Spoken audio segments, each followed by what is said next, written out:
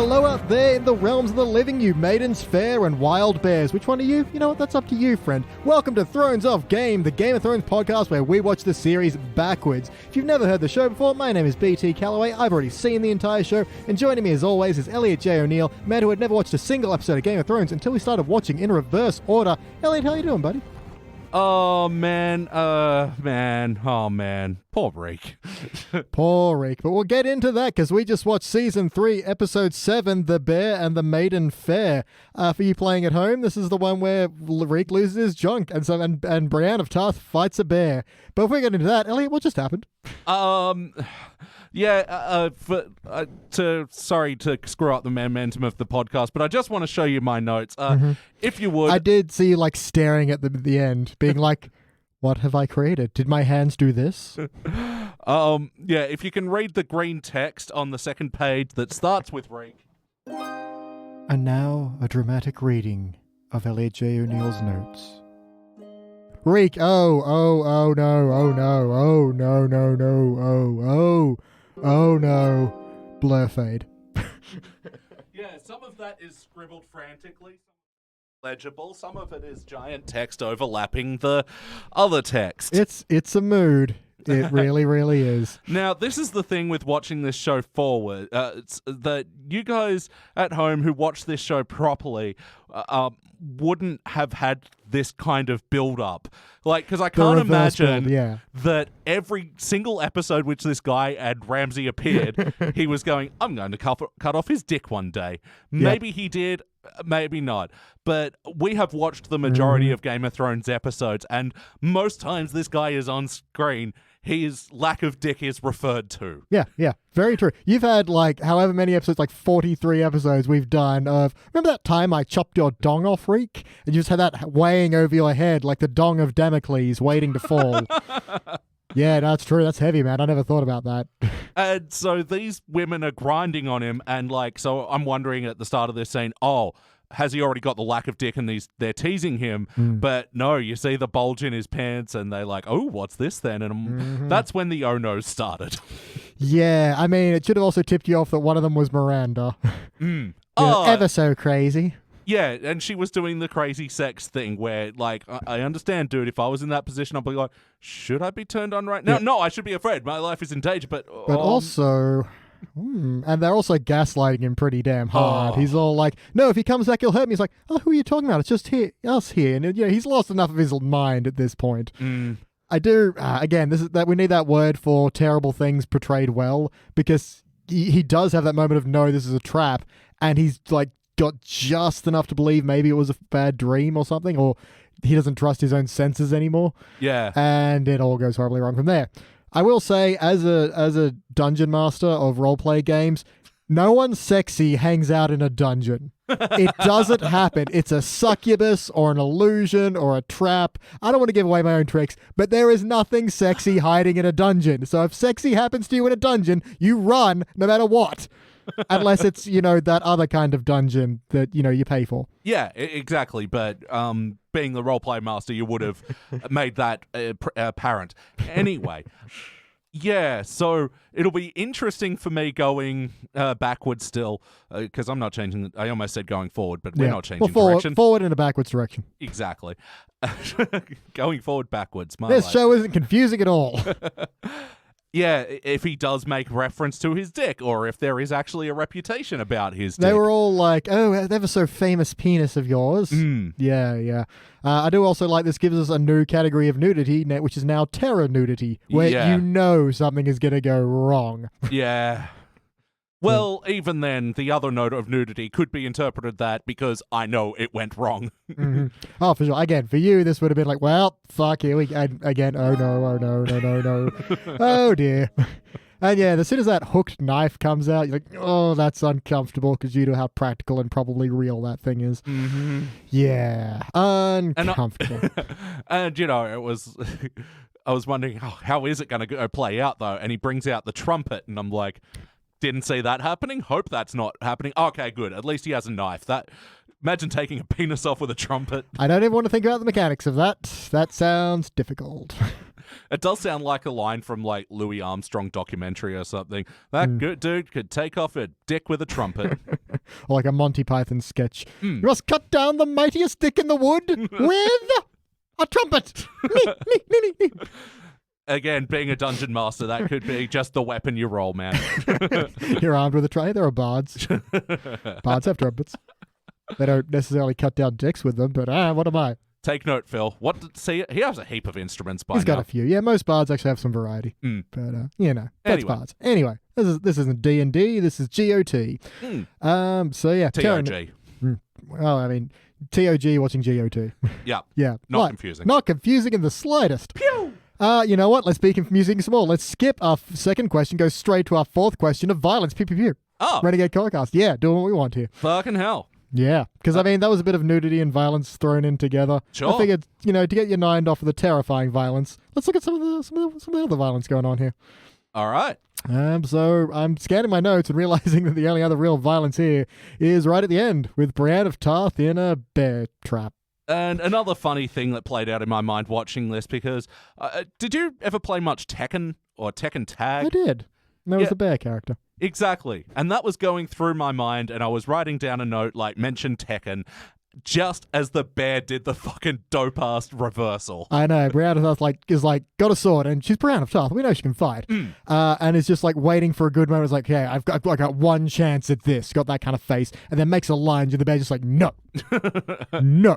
Bad sword. Bad wooden sword you didn't have a chance with anyway. But it was like a full Kuma-style reversal. It was insane. This bear was acting not bear-like.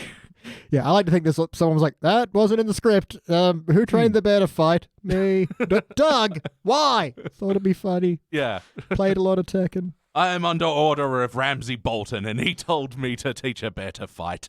Yeah. But this scene does play out a little bit differently to what I remembered, because I thought, I knew Jamie jumped in, was all heroic, but I thought he fought the bear off. And no, it's this dude who's like getting paid to deliver Jamie, shoots the bear with a crossbow, and he's all like, hey, what are you doing? You can't shoot my bear. And he's like, fuck you. Yes, I can. Yeah. So that actually makes it less wacky. This was very much in the realm of this could go just silly as balls. But I think for the most part, it didn't. Mostly because of how, mostly, it's a little bit wacky. But then again, shit happened. Stuff like this. I do like how the bear takes about a week to attack. Yeah. It's like squaring them off and looking at them and then squaring them off again and then roaring and then pacing a little bit. And then it does help that Brianne's already got a pretty decent neck wound that's bleeding all down her. And it looks pretty nasty. It does, and it does make me wonder if I would have preferred to see that shot, or I'm curious, did they do that shot and take it out? Because it looked silly. Yeah, for time, maybe. Yeah, I mean... Or if it looked silly, because, I gotta say, for me, besides, the bear's lumberingness and, eyeing off, those are the only real times when it looked like a bear. In the key moments, in the big attacks, I don't know, it just didn't feel like a bear to me. But, I mean, then again, bears are impressive with how, I don't know, smart and people they can be sometimes. They think they're people sometimes. Yeah, I don't know if you've ever been to certain parts of America or Canada that have those bear-proof bins, and they are just this fucking complicated Rubik's puzzle to solve because bears have gotten that good at breaking into shit. Yeah, there's a good quote by a park ranger when someone's like, why are these bins so elaborate? And so he's like, well, there's a surprising amount of overlap between the dumbest person and the smartest bear. Damn. Yeah. All right, fair enough. Bear can fight. Yeah, bear can fight. It's just, sometimes even in its realist, sometimes real doesn't look real. Yeah. Well, yeah, I mean, and we're watching the DVD versions, maybe the Blu-ray or Ultra 4K or better. Well, whatever. But I mean, things apparently in the movie Cloverfield, the Statue of Liberty's head skidding down the street is actually not to scale. They had to make it bigger because they made it to scale. It looked fake and kind of funny. Oh, right. So little things like that. Or if you want to go to classical art, there's one with what is it? I forget. It's Mary holding Jesus' dead body. It's a statue by I think it's no, not Da Vinci. The other guy, Michelangelo, I think.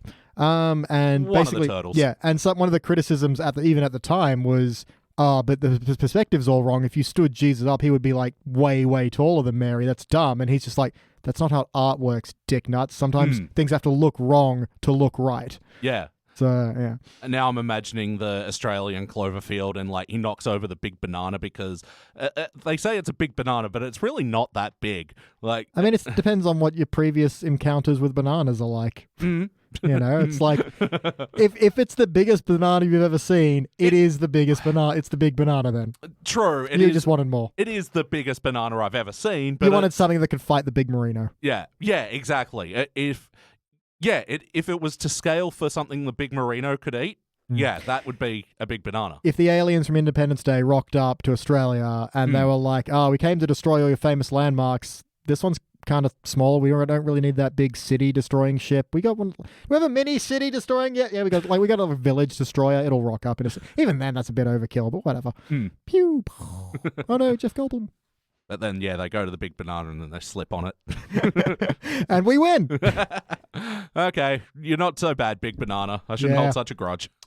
Yeah, it's got its uses out there. Hello to all our Coffs Harbour fans. Mm-hmm. Sup?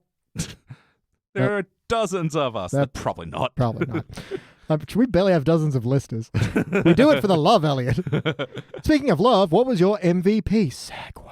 Oh, besides the bear, actually, I really enjoyed Marjorie Tyrell's thingy. It's what do you call it? Conversation with Sansa in this episode. First of all, I can't believe it's Marjorie Tyrell. Mm-hmm. Yeah, no, that's of course. Full title, please. Lady, I can't believe it's not Marjorie Tyrell. Yes. This was a very just simple, plain back and forth, and I do like the kind of disparity between their experiences in life. Sansa's obviously freaking out she has to marry Tyrion, and Marjorie Tyrell, I can't believe it's not Marjorie Tyrell, is a little bit like, it's not bad, girl. Like, he's not a bad-looking dwarf, he's a dwarf, but, if that's not you can live with that. And she has a good line of, some women like tall men, some like short mums, some hairy, some bald, and you never really know what you like until you get to try it, and we as women really don't get to try that much before we die. It's a good little bit. And then I do like, Sansa's like, oh, how do you know all this? Did your mother teach you? And she's like, yep, where's my mom? Definitely not hoeing about. No, I don't even know what a Coke is. Is that how you say it? I don't know. What? Oh, it's me. I can't believe it's not. Okay, no. Yeah. But I like this kind of camaraderie between women in a similar position, especially, even though, we know Sansa was actually portrayed by quite a young actor at this point, like 16 or 18 or something.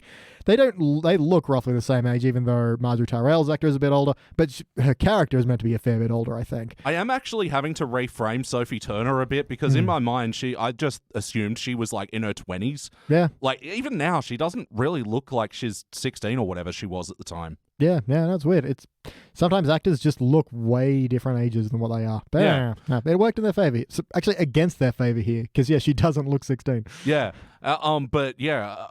Except for fucking Chess Kid, the kid who is now in the Queen's Gambit, now on Netflix. Yeah, Jen, who, much like Maisie Williams, will never age. Yeah, exactly. And he looks the same as he does here, except he has a moustache in the Queen's Gambit. That's the only difference. And it's such I'm a grown-up, I have a moustache. Like, it does not work for him at all. Like, I'm sorry, dude. You're a fair actor and, I assume a nice person.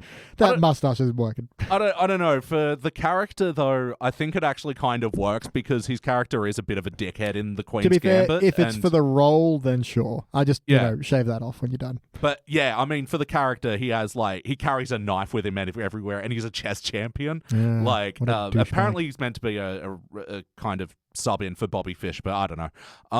Bobby Fischer was packing blades everywhere he went? I don't know. Oh, maybe that's the other guy. I don't know. I'm not that informed on the world of chess, and I was really half paying attention to the Queen's Gambit at best. Anyway, but it worked for that character because, he was a young, precocious kid who's, like, growing a mustache, wearing cowboy hats, and carrying knives, and being a dickhead, so it kind of worked. Yeah. But, it still looked stupid as shit. Still a baby. That kid is going to get carded until he's 40. Yeah. So enjoy it, you guy. Yeah, but anyway, the whole thing with Marjorie Tyrell, I can't believe it's not Marjorie Tyrell, and Jean Grey. Oh, also, I don't think I've pointed it out. Jean Grey, I used to say she's only ever shot with grey backgrounds, and lately it hasn't been the case, and I don't think I've brought that up yet. No, you haven't. I did say when she was in King's Landing she'd be better lit by actual sunlight and blue skies, so here we go. Yeah, and...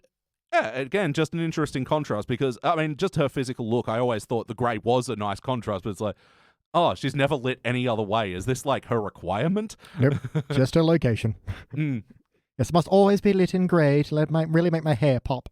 Yeah. Well, to be fair, it does. It does. It looks fabulous. And then, I thought this was a lovely looking scene again, and they're walking through this garden, but it feels like everyone parodied the garden, so they backed off from it. Well, I guess they kind of left King's Landing. They did. Fewer gardens in Winterfell. But, you know, it still happens a lot. It's always funny walking and talking in a garden, but it's like, you know, anything from like the West Wing. Walking just makes the scene more interesting, gives you more to do with the dynamics. And yeah, it's what you do. Yeah, and I hope there's more with these two. Because I kind of feel like Game of Thrones gave I Can't Believe It's Not Marjorie Tyrell a kind of disservice towards the end, because I didn't really like what they had her do later on when she was like a prisoner and shit. Yeah. But I guess that's kind of the last big death scene, the Sept blowing up and taking so many characters out. That was not expected in the slightest, because we'd finally got Marjorie Tyrell out of the crypt and she, you know, was free now. We're going to say, what are you going to do now? And then it's gone. And I was like, wow, surprise. So yeah, while I've talked about there not necessarily being any great villains post Joffrey, post Ramsay rather, I'd say that was, at least we had a very shocking death pretty late game. Yeah, definitely. That's right. My MVP, I want to throw a two-way tie. Shay and Tyrion have a good scene, and also I want to give it to Shay. She has a lot of hurt in that scene, and it's a good little back and forth about, oh, you'll be married to Sansa, but you'll come fuck me when you're bored, and blah blah blah, and it works. It's much better dialogue than what I just made it sound like. Yeah. Made it sound like I was taking the piss, but no, it's a good scene. It's a solid back and forth. No, I mean, Tyrion as well. He was close to being my MVP, Employee of the Month yet again, but because he just fucking kills it. And I think he also, it's not just him, I think he has more interesting sort of conflicts and character contrasting moments going on. Yeah, he's got this moment here where he's like, no, I have to because my father, and Shay's like, your father's not king of the bloody world. And it's like, yeah, if you really wanted to, couldn't you just pack up and leave? Like, your dad would hate you for it, but he's not going to send soldiers to kill you. Yeah. Presumably, maybe he will, I don't know. Well, that's the interesting thing about him as a character. You know, he's really pragmatic and he's considered the options, and he's just like, he considers he'll have a better life where he can be rich, yet oppressed, rather than being free where it's a bit more uncertain, where he could maybe at best get a job as being thrown. Yeah, exactly. It's like he has that bit of like, I'm a Lannister, what am I supposed to do somewhere else? And you get that kind of mix of he still has some pride in his family name, but also realizes that, you know, he's got no other skills other than being witty and probably good at like ruling stuff, managerial junk, but no one's hiring managers. You got to start at the bottom. Well, if only he'd just reach out and find out. And, you know, this is what I like about Game of Thrones, you know, these interesting sort of thought, like characters and like how they deal with these situations and stuff. And like, yeah, this whole idea of, the royalty being oppressed in their own ways and exploring that, some of the stuff, which makes the Daenerys stuff that much less interesting. It is. So boring. And, I mean, not to shit on it again, because I didn't mind the Daenerys scene in this one, but... At least she makes a power play, yeah. Yeah. But, again, it's just... It's not, like, interesting conflicts and contrasts. Like, it's just her going, I'll threaten someone, I win. I threaten someone, I win. Because I got dragons, motherfucker. Yeah, it's... Yeah. Anyway, sorry, I was cutting off your two-way tie. I'll get back to that, because we'll segue. We'll just go into Daenerys now, and I'll come back to my MVP later, PPP Renegade Podcast. Because this is the whole bit. We know the payoff to this whole bit, where she's sitting outside the gates of Yunkai going, how do we invade? They have solid walls and foundations, and she sends an emissary, and I do like when they send a guy back, the guy negotiating with her genuinely seems to believe they're the good guys. Yeah. He's like, look, we don't want to fight. Here's a big present of money. We just want peace, and you've caused atrocities in other cities. And from their perspective, that's exactly what she did. I do like they're not, we'll have our slaves and we'll have anything we want. Yeah. Unlike other masters we've seen in later seasons who are just mustache-twirling evil guys. These guys are like, no, this is a proud ancient city and we have our ways, and you've come to threaten those ways. You're the villain here. It's like, that would be their perspective. Just Joram leans over to Daenerys, to the beardy guy, and goes, are we the baddies? No, I'm pretty sure we're good. Or the dragons. That's dragon for, are we the baddies? It's like, we're following a 17-year-old around the desert. I've never really thought about it from this perspective before. Why do we pay attention to her? She has dragons. We'll talk about it later. Yeah, this whole bit. Wait, Daenerys is 17? I don't know, but she's meant to be, in the books, she's pretty young. I don't remember how young. I don't know if they ever really state her age in the show. So I'm not sure. Sorry, she's like carbon dating, when you cut down a tree and count the rings, it's just like, you count Daenerys' age by how many names she has. It's like 3 years for every name. Yeah, in which case she's about 48. Yeah, I mean, I'm not sure. Someone on the internet probably has an answer somewhere, but whatever. I don't think they ever specify in the show. I know that in the book it's different, but, books are different. Yeah, but just on that, because, we were, when Sunday started listing all the names, and here we go. Oh, that wasn't that long. It's like, we're only halfway through the season, so the series, so we got more names to get.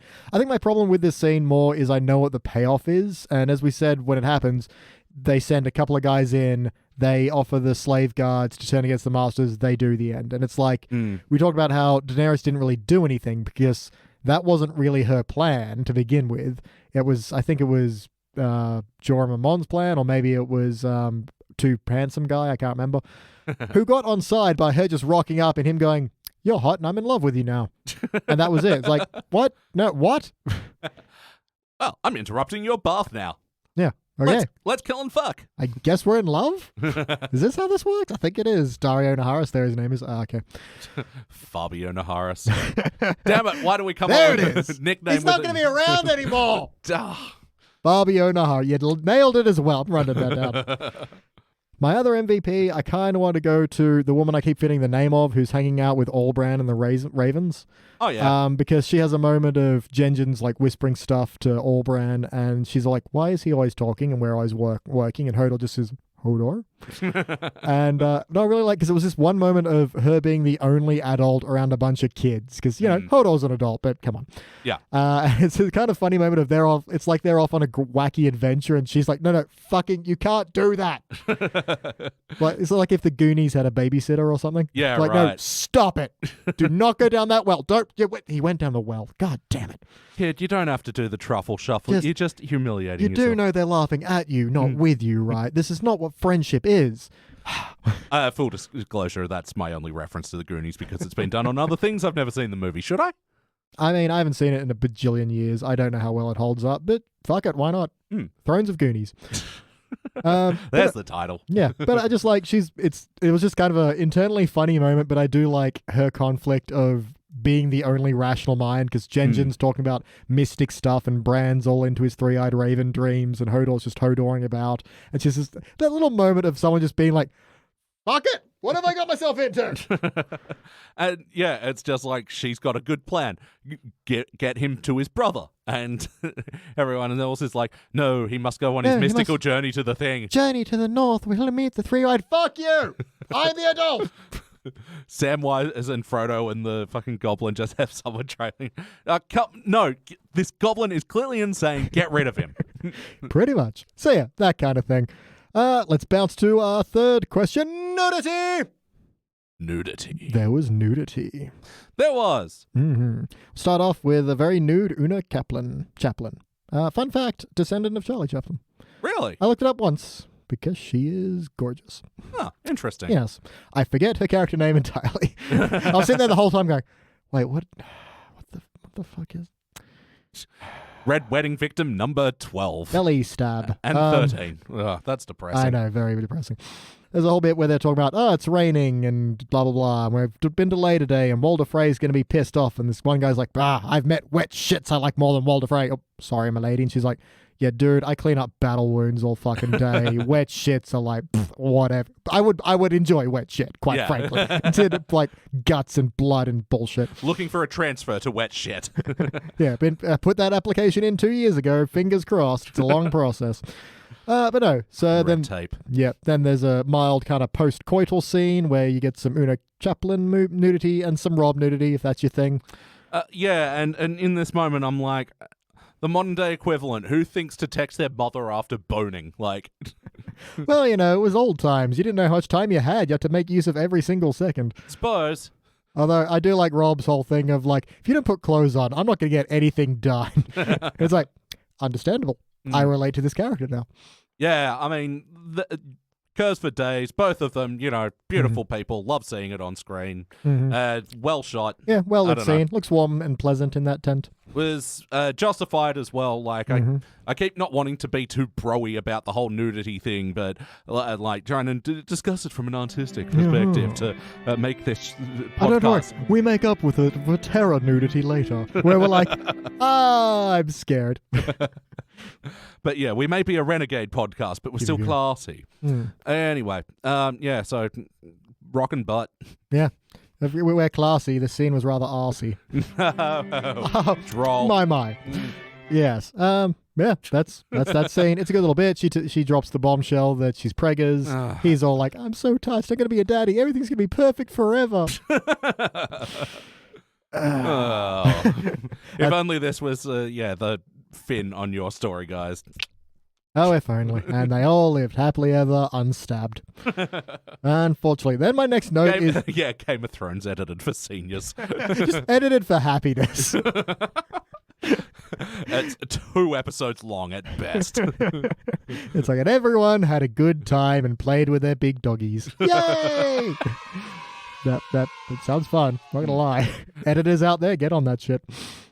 We then hard cut. Well, my notes have hard cut to Tormund's sex advice. That's the scene that followed. And we've been like, God, Tormund is such a generic character. Here's the guy. Yeah, here's the guy who says he fucked a bear.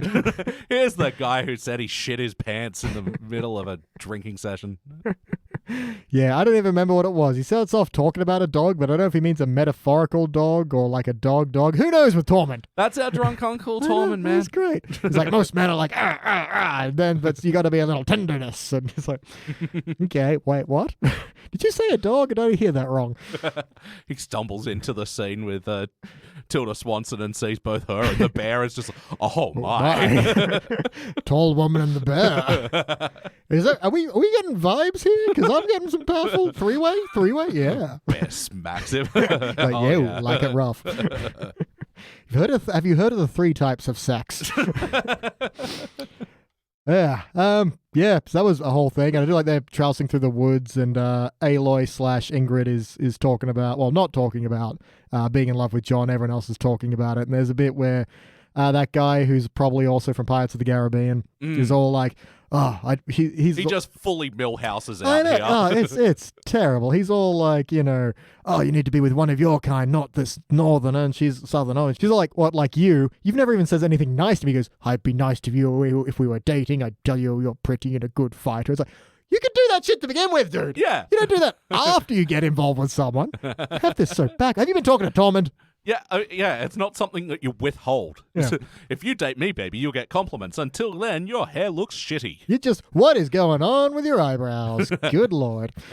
Yep. Weird. So, do you bleach or shave that lip snail? I don't know. What's it? Lip snail? What did they call mustaches back then? Peach fuzz? Yeah, sure. That's generally what people go with. But yeah, so we do cutting back and forth between a bit of John Bum Chovy and the wildlings walking about, and there's some good bits in that. There's a whole part where, we get a little bit more of, I don't know, what do we call our idiot northern character? Because she's coming back, but surprisingly, coming back in form of Ingrid, where she walks past a windmill and goes, oh, is that a palace? It's like, no, it's a windmill. Oh, must have been some amazing men who put stone on stone till it reached the sky. It did. Yeah, my note for that was, now for another episode of what's this? What's all this then? It must be a magnificent castle. Yeah, I'm not gonna lie. Since we came up with that, as unfair it is to the British, because for some reason that's just the accent we use. Well, wait, is Aloy British at sounding? Yeah, she's a wildling. They sound vaguely Welsh, Irish, Scottish, Northern, and Southern. A little bit of all of the UK smushed together. Yeah, actually, that beautiful opening scene, with the mountains and all of the wildlings and walking and all that. Yeah, I actually loved the composition of these scenes, and my note for that was Breath of the Wildlings. Oh, nice, very nice. Yep. Sometimes I don't have a good way to phrase the puns. I just got to get them out. You just got to throw them out. Absolutely. But there's a bit where John's all like, if you track the wall, everyone's going to die. You really shouldn't do that. And she has a really great, passionate moment of just shoving him against a rock and kissing him passionately and being all like, if we die, we die. But first we'll live. And it's like, it's beautiful, man. Yeah. It's, it's stupid. Man, because how about we live, then we live some more? I don't know. I feel like that's the kind of shit that Team America was parodying. Is just promise me you'll never die, Like, it's just, and then kissing and deep conversation, problem solved. It's literally the opposite of that. They're like, fuck it, we're all going to die one day. We may as well have some fun attacking a wall, I guess. Yeah. We do know John fucks off from this entire scene, so. Yeah. And he's not wrong. They do all die. Yeah, I don't know. The just and then kissing stuff, it was just, I don't know. I thought it was dumb. I don't know. I'm just saying that woman could shut me up with making out with me. True. I will support that. That's all I'm saying. Yeah. We're learning something here. It's sometimes women can just get you to shut up. Sometimes it's terror nudity, and if there's nudity in a dungeon, what have we learned? You run away. Oh, dear. Mm-hmm. Thank God it wasn't terror nudity. Because, yeah, if she then, pulled out that hook knife. Nope. That's where I thought it was going, honestly. That was You've been traumatized. I'm very sorry. No, like that, and I thought maybe, because, I just had nothing but theories then. Mm-hmm. That's true. And so that's all I'm doing. I'm theorizing when's it going to happen, Is it going to get really hard and they'll show like a close up and then he'll bring out a tiny little guillotine, or is she just going to do it with her bow and arrow somehow? Yeah. Yep, I'm very sorry. I'm just I'll just say that I'm just glad that they kind of just blurred faded. If it makes you feel any better, how many times could they do that before it got old?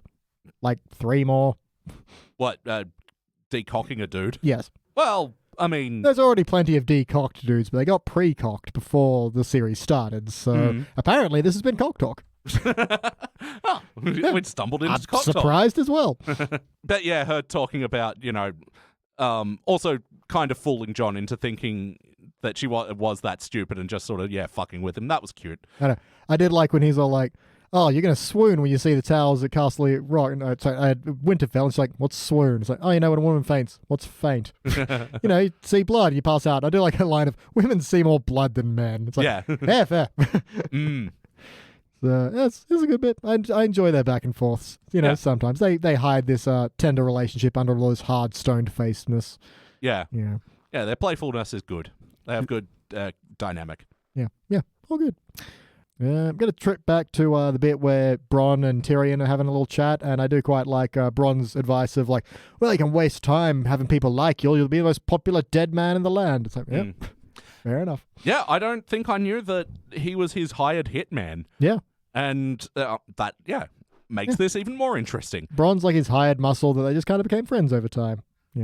Bronn, he points the crossbow in the last couple of episodes. He points it at Jaime, right? Not Tyrion? Or Tyrion's in that scene, right? A little bit of both, from memory. Interesting. Because he gets paid by Cersei to hunt them down, I think. Yeah. And then he's all like, can you make me a better offer? And they're like, yes. Yeah. No, it's just funny. It's, these things where the characters don't intersect for such large amounts of time that, because I only just sort of, not that I forgot, but I only kind of remembered watching this one. Mm-hmm. Oh yeah, Tilda and Jaime end up fucking. Yeah. And that sort of hasn't informed the last couple of scenes that I've had with them, that maybe they were building this up a bit, and their scene was nice too, I thought. Yeah, for sure. I did do a bit where, for some reason, we find out later why they've glammed Brianna up a bit, because she's in a dress, and it's like, this is a weird prison.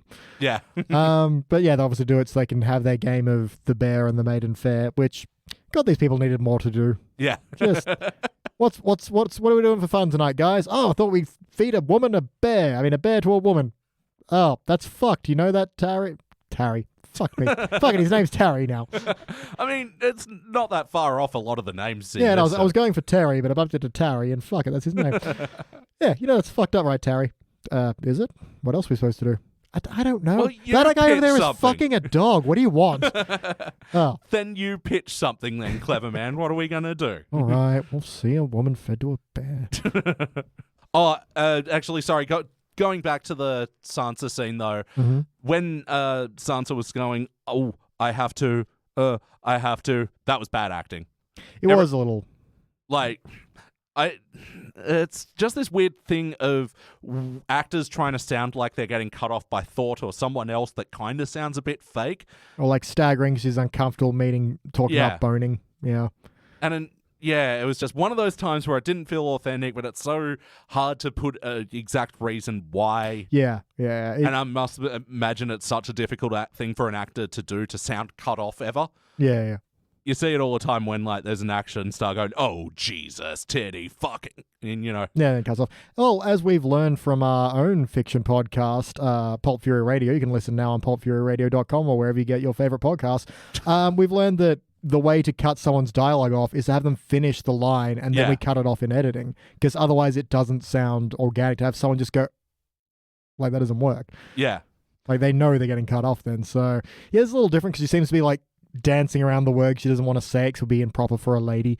But I agree. It feels like very much of, and now the script says ... And then I say some more words, and then the script says ... you know. Well, because I'm doing it right now. When a person naturally speaks, sometimes they make involuntary little sort of sounds when they're doing that. But sometimes actors just read the words as they are, and I feel like if they had that written into the script, I have to she would have read that like that. They're just doing as written. Yeah, pretty much.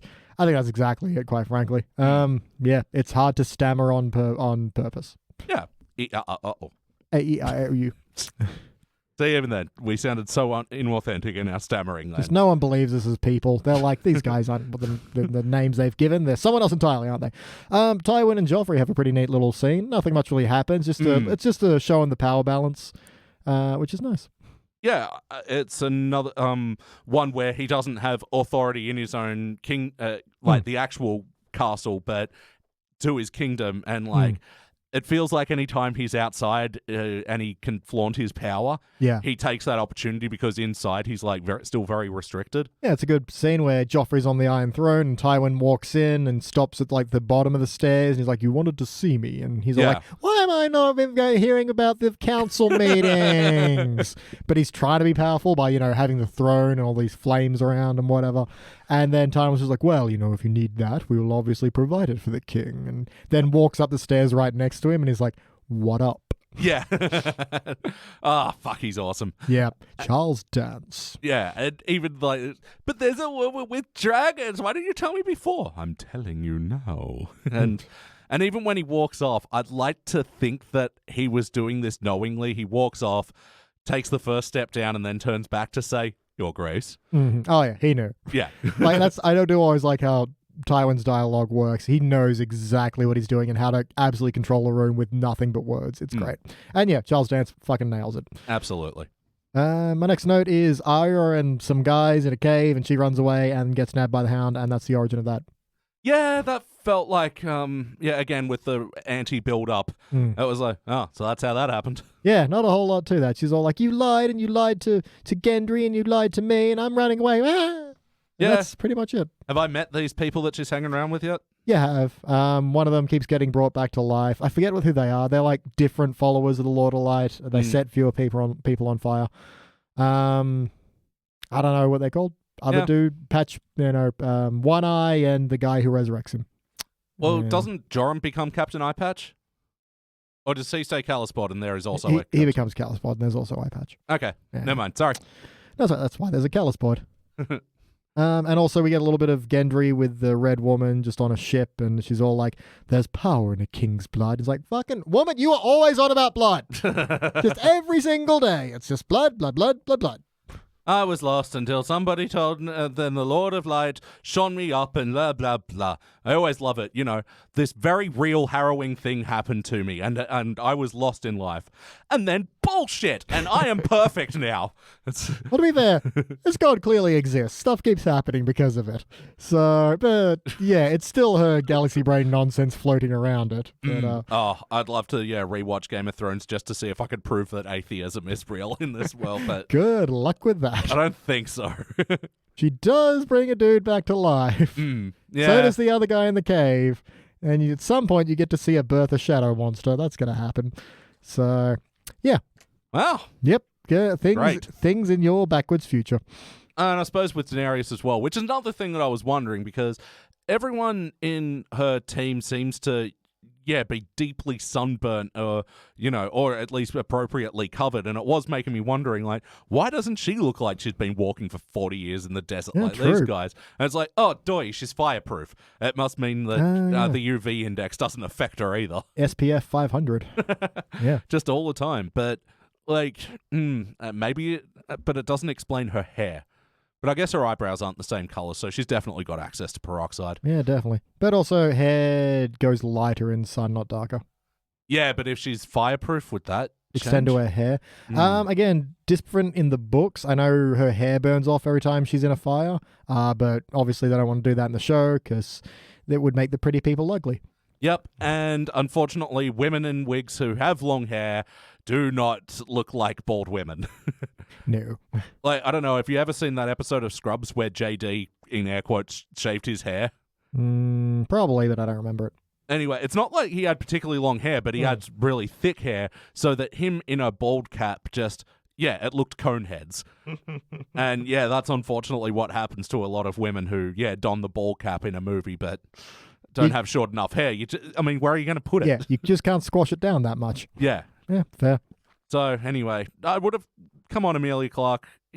Lots of women are shaving bald for COVID. Why don't you do that 5 years ago? People are shaving bald for COVID? Yeah. How's that helping? I don't know, but it's nice to have a few on my team for once. Just like how the Elliot team got a new member last week. Fucking rules. It's just nice to know that, people want to join your teams, whether they be bald or Elliot. Yeah, that's fair. But as I asked you, did you feel a bit of slight in Elliot Page becoming Elliot Page? And you're just like, you didn't grow up, Elliot. You never got called Smelliot. No, you don't know that you know my name, but not my story.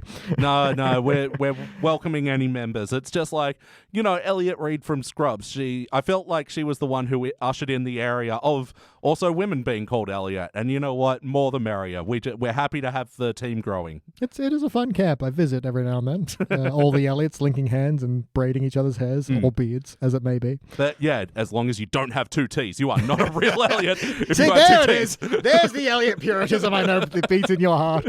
You have two L's, don't even one get T. you started on O'Neills. All these fucking people spelling Elliot A-Y triple L E-E-E-O-T T-T. Nonsense. Anyway. Yeah. Moving on to Brienne of Tarth's dad. Okay, so there's a thing where they try to, sell Brienne of Tarth back to her father, and he offers 300 gold pieces, and they're like, but he's got all the sapphires in the world. That'll come up later. Oh. Yes. So, it'll make more sense. In this point, it just gets referenced a lot and slightly smugly, but that will make more sense later. Oh, yes. Keep an ear out. Out. Both. Yeah, so a lot of guys left here. Good thing that bear is fucking about. I do like the kind of sad bear noise at the end whenever it escapes. It's like, oh, bother. Oh, man. Game of Thrones have had some fucking weak-ass endings, like the dragon swooping by and the Daenerys circle shit. This was another one. It's just... yeah, it's like... that's the thing. I don't know why they had the sound. Just pan out from and it's a shot, and there's a bear in the thing, but why have a bear go, roar, but I'm still hungry? Yeah. Just have them start another fight, and then the bear just, hooking in and, making it feel like that, Brienne of Tarth, even though it could slightly hold her own, but this was a fucking vicious bear. I would have much rather that. Yeah. It was just like, because what is the point of that? It's not... There's no threat anymore, so having a bear sound is just a bear sound. And especially, because Noah Taylor's back in this episode. And especially because he's had this moment of being talked down to. Yeah, I do like this really quick mental chess they play where he's all like, no, that's my woman, I'm going to keep her here. And Jamie Lannister's all like, I'm under this guy's under Roose Bolton's orders. Like, well, I'm under Roose Bolton's orders. And he goes, well, what do you think he cares about more? Having his pet rat rewarded or having the Tywin Lannister's son returned to him? Mic drop. Yeah, totally.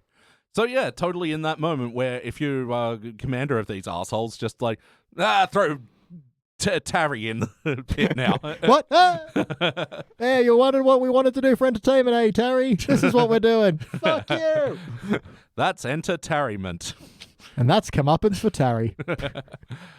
Yeah, see, that would have justified, Tarry's existence in the show and given us a much better ending than Bear. Anyway, it's nice to see Noah Taylor in this show as well, and especially because I was a little confused about his alignment later on. It's like, Honestly, so am I. I think he's a bit of a renegade sellsword. Just goes where the money is. Yeah. I think. Yeah, very, very little finger. Mm. And sort of it's nice seeing him in this scene where he has clear allegiance. Mm. Yeah. Yeah, all works out. Because, I don't think they really explained what he was going for when he, bit it later on. Nah, he was just going for more money again. He was trying to get all brand for himself so he could, I guess, sell him off or something. Yeah. I suppose, and that just goes bad for him. But yeah, it's not entirely clear because he's just someone with muddy motivations. To the show's credit, I feel like his motivations are muddy in this world, not just from the show's perspective. It's just he's self-serving and opportunistic. Yeah, totally, because Ramsey's still very much going strong when he goes over to the Night's Watch, and it wasn't made clear that he was being sent by Ramsey or anything like that, or... Man, I can't remember. Yeah, fair enough. Even going backwards, I can't quite remember everything. He's an E-list celebrity cameo, surprisingly, because, It's probably just a good actor they hired. I don't think they were going for, guess who we got? You don't feel that way? Nah. Because, again, not a lot of people know Noah Taylor. Yeah, true. So, to them, he's just that guy from Game of Thrones. Yeah. He'll always be the falafel guy to me. Yeah, or the manager from Almost Famous.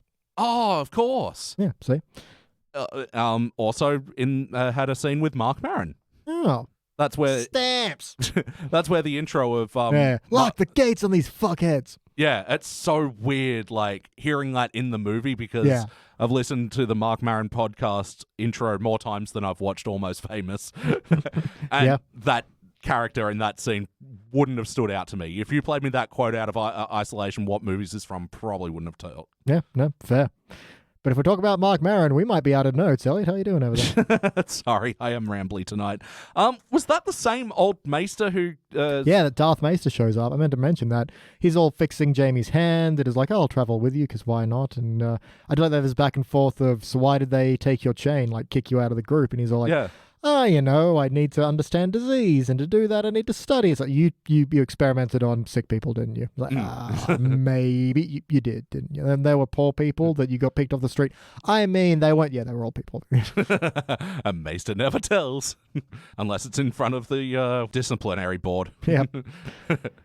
But it was surprising because he seemed much, much younger. He really did. I wonder if they aged him up or if his grays or if they dyed his hair for this scene. They didn't realize he'd be in there later, but he looks older. Mostly the hair is whiter. I don't know if any other parts, if his face aged as significantly, but...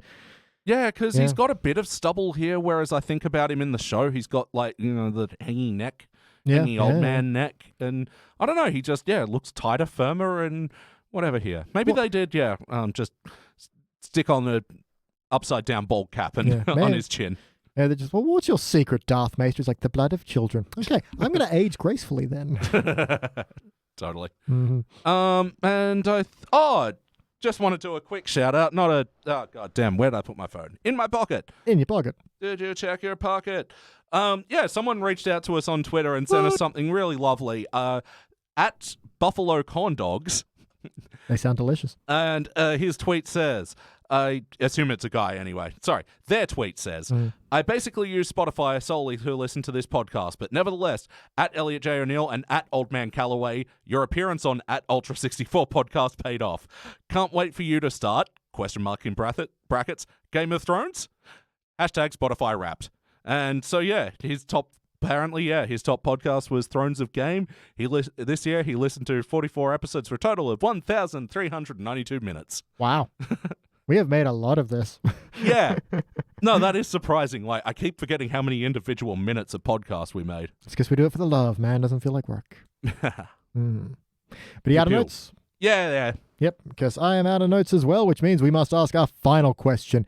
How did we get here? Well, a grand old maester told me the next episode is called The Climb. So we saw Daenerys at the top of a hill. I imagine we're going to see how she gets up there. Yeah, we do see a lot of episodes named after things Daenerys does for 3 minutes. Yeah.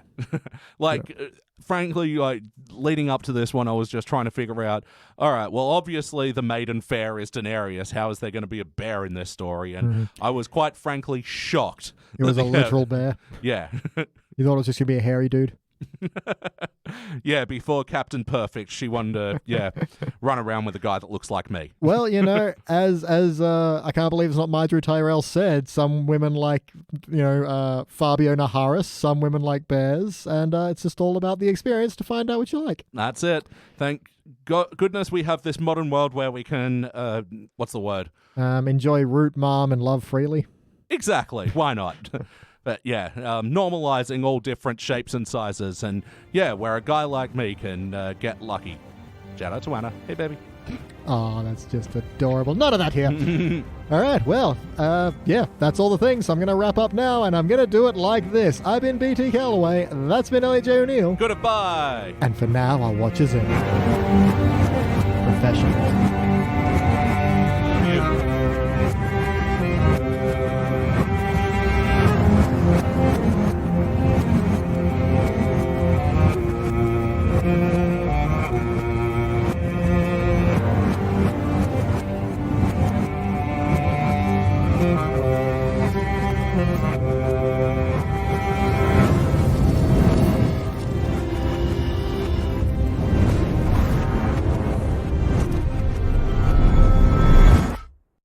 There must be 50 ways to take your husband's dick.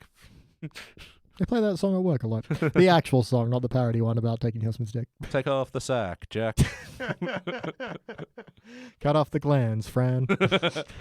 In 50 Ways to Leave Your Lover, he only lists 3 ways to leave your lover. Yeah, and I'm surprised they aren't different each chorus. I mean, come on, Paul Simon, you're better than this. Or at least, sneak in a few ways in the verses. There's nothing in the verses about how to leave your lover. It's a good song. Bad instructional. Yeah. If you're looking for 50 ways, I tried 3. What else you got, Mr. Simon? I'm kind of out. You said 50. It's like one of those old Atari 50 games in one, and 7 of them are tennis. Exactly. 13 are table tennis. And yep. Yeah. All Pong.